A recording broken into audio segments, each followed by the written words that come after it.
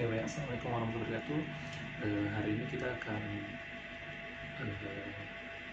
belajar tentang bagaimana cara mengganti kantong stoma bagi pasien atau keluarga kita, ya.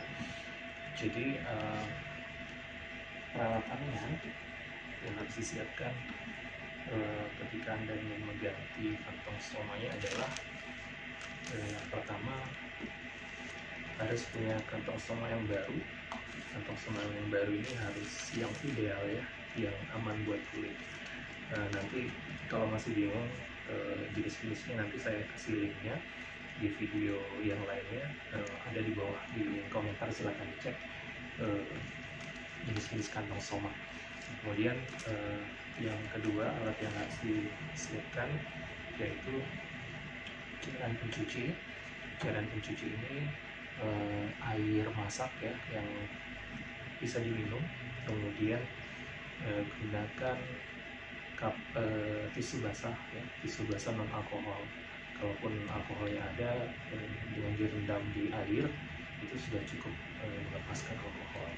Kemudian Anda boleh pakai sabun, ya, sabun cair tentunya untuk membersihkan stoma. Kemudian tisu kering, ya, tisu kering. Kalau tidak ada tisu kering, boleh mengganti dengan handuk, ya, untuk membersihkan di daerah kulit sekitar stoma. Kemudian kresek sampah 2, ya, kresek sampah 2. Kemudian alat mengukur stomanya,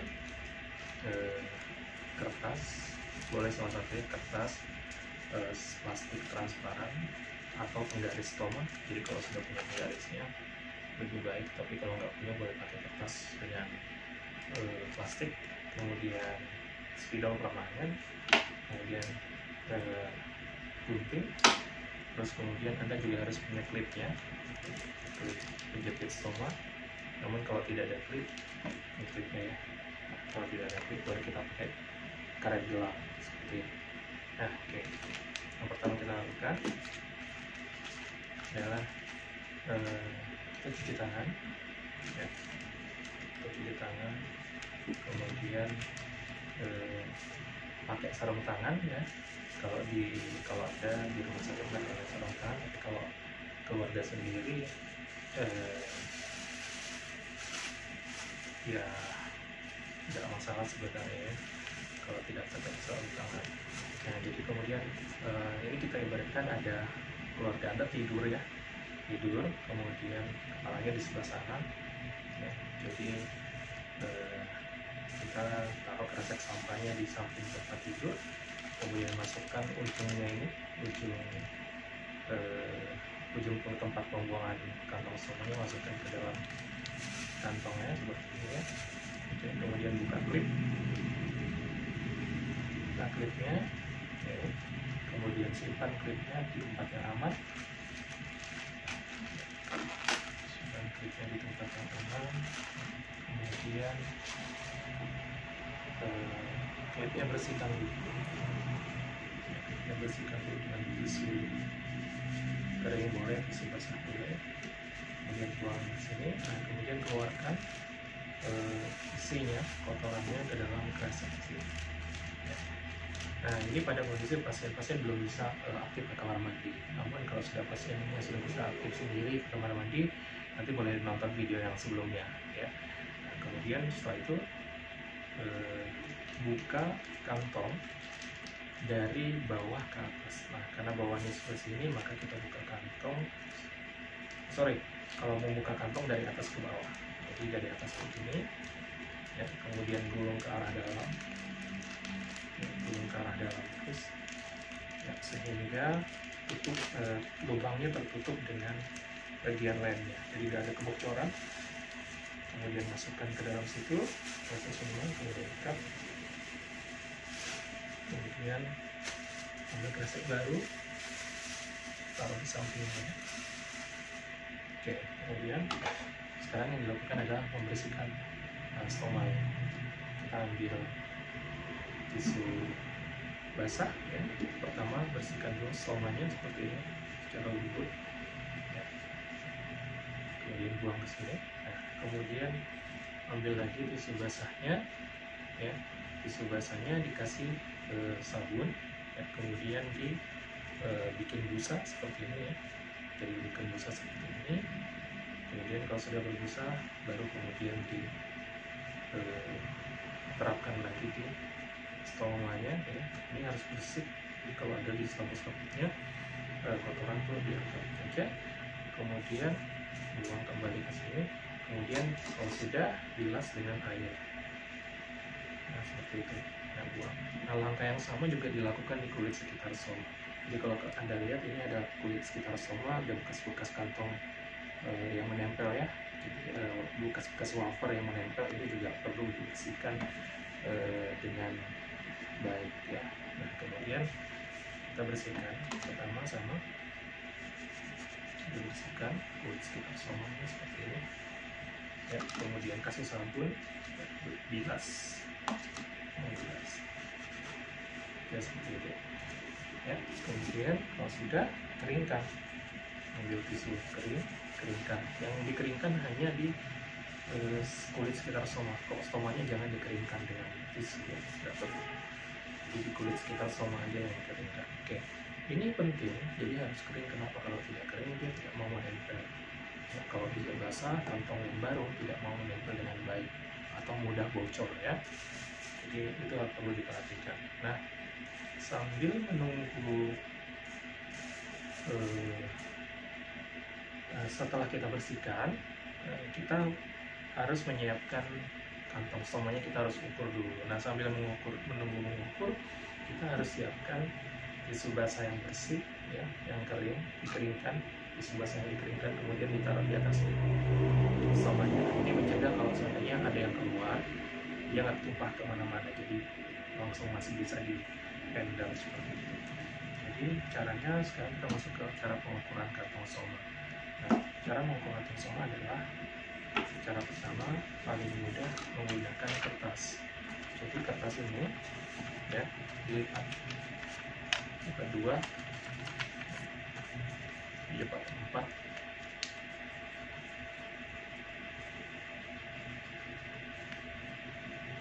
dilipat lagi, kemudian dilipat lagi. Nah, lipat seperti ini, ya. Asal lipat seperti ini, Anda ukur diameternya. Jadi ambil separohnya, sekitar segini, ya, tandain dengan spidol, gunting, boleh langsung digunting di tadi.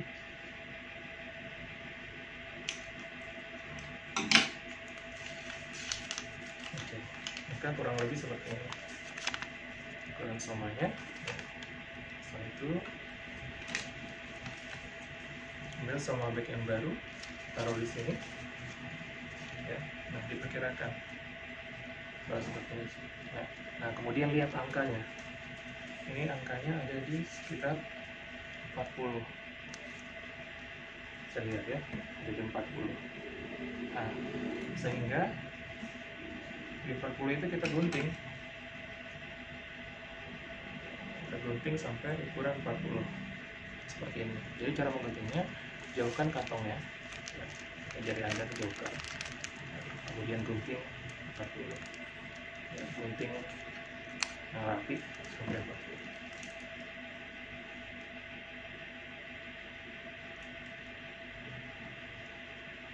Ya. Atau cara yang lain adalah Anda ambil kresek bening, kresek 2, kemudian taruh di atas seperti ini, kemudian kita menggambar dengan spidol. Ini saya gambarkan seperti ini, ya.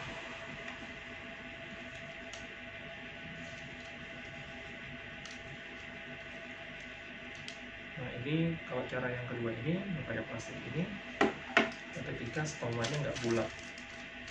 Setelah begini, kemudian baru digunting.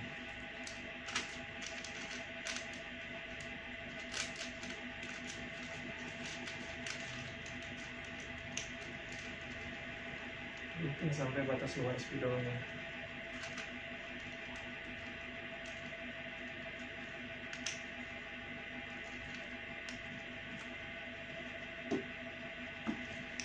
sambil menggunting kita harus bisa pastikan keluarga kita atau ostomate kita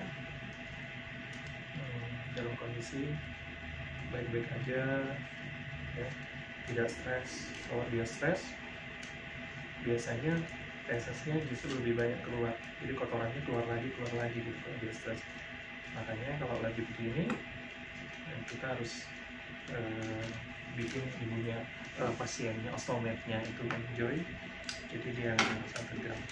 Nah, kalau sudah waktu yang tadi saya bikin tadi itu diterapkan di sini, ya, kan tadi begini, jadi dibalik. Jadi waktu ukurnya begini, ininya kelasnya dibalik, baru ditaruh di sini. Ya, nah di sini ukurannya 40, nah baru di spidolin di sini. Nah, setelah di spidolin baru dipotong. Ya, jadi cara potongnya tadi ya, pisahkan, kemudian potong bagian. Ini saya potong bagian 40.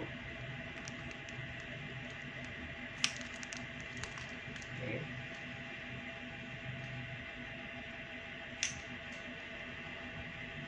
Potong dulu di 4 titik. Jadi potong dulu 4, 1, 2, 3, 4, baru dipotong samping baru. Nah, ini ingat ya, hati-hati ketika memotong, jangan sampai ada bagian kantongnya terpotong. Jadi kalau memotong wafer, ingat jangan sampai bagian kantongnya terpotong.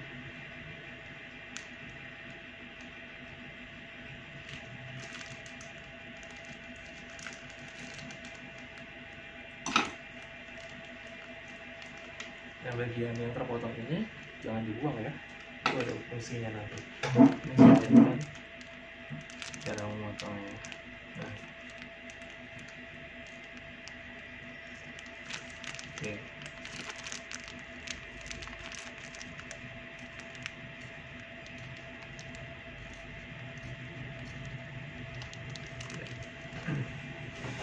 Nah, kalau sudah dipotong seperti ini, kemudian ini ada bagian yang tajam, ini harus dirapikan seperti ini pakai jari agar bagian tajamnya nanti tidak menggores-gores stoma ketika perutnya bergerak naik turun waktu bernafas. Oke. Nah, ini sudah siap digunakan ya. Jadi angkat ini dan pastikan ini kembali kering ya. Kalau masih basah, upayakan keringkan dulu dengan handuk atau tisu. Oke, cara memasangnya dari bawah ke atas ya. Jadi tadi kepalanya di sini, kakinya di sini, maka kita pasangnya dari bawah ke atas. Jadi caranya plastiknya ini, ya, plastik ini Anda kupas separuh, nah, seperti ini. Plastiknya lepas separuh kantong. Oke, gini ya. Baru dipasang dari bawah. Kemudian hindari megang ini, area wafer ini nggak boleh dipegang. Kalau Anda pegang, daya rekatnya hilang. Jadi caranya nih, pasang seperti ini. Oh iya, kalau dia pasiennya nggak bisa kemana-mana, tidur aja terus, atau bed rest total ya, nggak bisa duduk, maka pasiennya ke arah kantong bawahnya ini jangan ke bawah tapi ke samping. Jadi 45 derajat ke arah samping sana, bukan ke sana ya, tapi ke arah samping sana. Jadi pada saat membersihkan enak. Tapi kalau misalnya pasien sudah bisa jalan, ke arah kakinya pembuangannya, lubang pembuangannya, paham ya? Nah, kalau pasien ini kita anggapkan dia tidak bisa jalan, jadi seperti ini. Oke, ini saya angkat aja ya, biar gampang. Pelan-pelan ya. Kalau sudah terpasang di bawah, pelan-pelan, kemudian baru tarik bagian atasnya. Oke, kemudian masukkan secara perlahan somanya secara perlahan. Oke. Oke, sampai semua kantong sudah masuk ya. Oke ya, kemudian rapikan ya, rapikan, tidak biar bocor nih bagian-bagian sini. Kalau merapikan bagian yang bocor. Oke, nah oke, kemudian caranya agar ini lebih kuat menempel, ya, Anda berikan pemanasan seperti ini, kemudian lekatkan di sini. Nah, di daerah sini ini diberikan pemanasan. Kenapa kalau ini diberikan pemanasan dengan gesekan tangan, dia akan lebih rekat, lebih kuat menempel, ya. Nah, kemudian cara yang lainnya untuk bisa lebih kuat menempel adalah menggunakan plester. Jadi di sebelah sini ada kasih plester, ke arah sini, di bawah Anda kasih plester lagi di sini, plester putih ya. Kemudian di sini pakai plester lagi, kemudian di atas sini pakai plester lagi. Nah, ini tips agar tidak mudah bocor kantongnya sehingga lama dipakai. Ada tips yang lain lagi adalah sebelum ketika sudah terpasang, Anda wajib langsung pasang klipnya. Jadi cara pasang klipnya langsung aja di seperti ini. Nah, ini tidak usah takut bocor, yang penting bunyi klik. Nah, ya. Jadi ini sudah aman. Oke, ini sudah aman. Nah, kalau nggak ada klip gimana? Kalau nggak ada klip, boleh kita pakai karet gelang. Seperti ini, ya. Jadi caranya, ini kantongnya kita lipat seperti bikin kipas kertas kecil lah, gitu kan. Terus ditekuk ke atas, baru kemudian di karet ini. Nah, ini sudah diuji bahwa menurut pengalaman teman-teman ini kuat banget, sehingga nggak usah khawatir bocor. Nah, seperti ini. Oke, jadi kalau dipastikan diostomate, miring ke samping begini. Ya, jadi kalau misalnya nanti dia tidur, gampang deh ngebersihinnya. Nah, cara lain untuk misalnya dia lebih kuat agar dia tidak mudah bocor adalah Anda kasih batasan. Ini kantong sepertiga bagian bawah, kasih batasan spidol seperti ini. Spidol seperti ini, kasih batasan spidol. Nah, dia mengingatkan bahwa ketika fesesnya atau kotoran buang air besarnya sudah sampai sini, itu harus dikosongkan dengan segera, ya. Jadi bebannya ini nggak berat, sehingga kantong ini bisa dipakai lama sampai dengan 1 minggu, ya. Secara normal sih dia 1 sampai 3 hari, tapi kalau tips tadi dipakai itu bisa 1 minggu kantongnya terjaga. Jadi hemat biayanya, karena kita tahu kantongnya mahal, ya. Jadi bisa efisiensi, nggak terjadi komplikasi, ya. Sekian dari saya, semoga videonya bermanfaat. Jangan lupa untuk nonton video pemasangan kantong, cara pembersihan kantong di kamar mandi bagi mereka yang sudah aktif, ya. Kemudian jenis-jenis kantong juga akan saya sematkan linknya di bawah ini. Terima kasih. Assalamualaikum warahmatullahi wabarakatuh.